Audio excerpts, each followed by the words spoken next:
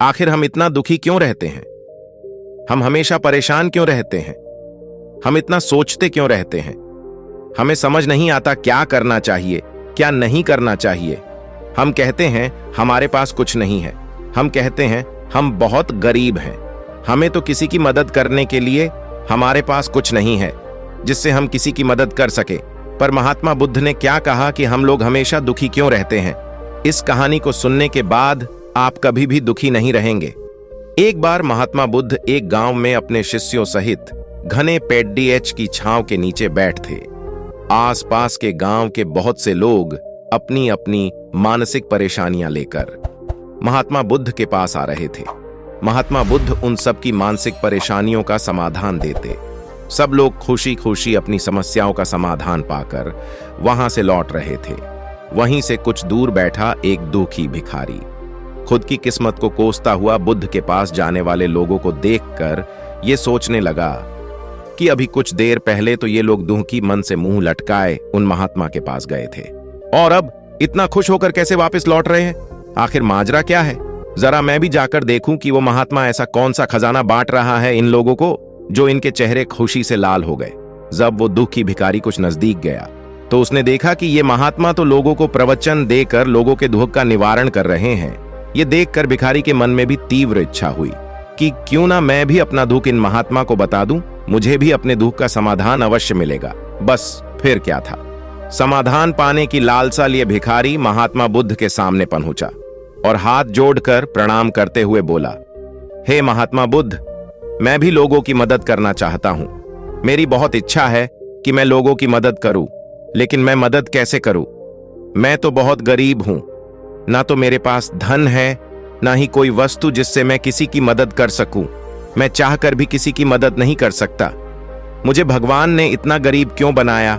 हे महात्मा, मुझ पर कुछ कृपा करो। इतना बोलते हुए भिखारी रोने लगा। महात्मा बुद्ध बोले, तुम बहुत अज्ञानी हो, क्योंकि तुम अब तक इस भ्रम में जी रहे हो कि तुम्हारे पास कुछ नहीं, जबकि दूसरों को कुछ देने के लिए तुम्हारे पास बहुत कुछ है। तुम बिना धन और वस्तु के भी दूसरों की मदद कर सकते हो। तुम्हारे पास जुबान है जिससे तुम मीठे शब्द बोलकर किसी के दुखी चेहरे पर मुस्कान ला सकते हो। इन्हीं शब्दों की ताकत से तुम किसी के भी टूटते हौसलों को फिर से मजबूत कर सकते हो। इन्हीं शब्दों की ताकत से तुम किसी के भी मन में सकारात्मक विचारधारा के बीज बोकर उसको गलत रास्ते पर जाने से रोक सकते हो। तुम्हारे पास 2 हाथ है जिससे तुम किसी भी कमजोर और लाचार की मदद कर सकते हो। तुम्हारे पास 2 आंखें हैं जिससे तुम किसी अंधे को रास्ता दिखा सकते हो। तुम किसी के लिए दुआ कर सकते हो सकता है तुम्हारी दुआ से किसी के बिगड़े काम फिर से बन जाए। तुम किसी की अच्छी सेहत की कामना कर सकते हो, लेकिन अज्ञानतावश तुम अब तक इस बात को समझ नहीं पाए और इस भ्रम में अब तक जीते रहे कि तुम्हारे पास मदद करने के लिए कुछ नहीं। किसी की मदद करने के लिए धन और वस्तु का होना अनिवार्य नहीं है। बिना धन और वस्तु के भी हम कई प्रकार से लोगों की मदद कर सकते हैं।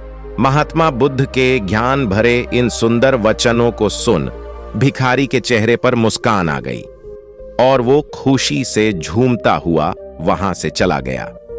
इस बुद्धा मॉरल स्टोरी से हमने क्या सीखा? तो देखा दोस्तों, महात्मा बुद्ध के इन बातों से कितना सुंदर ज्ञान जानने को मिला।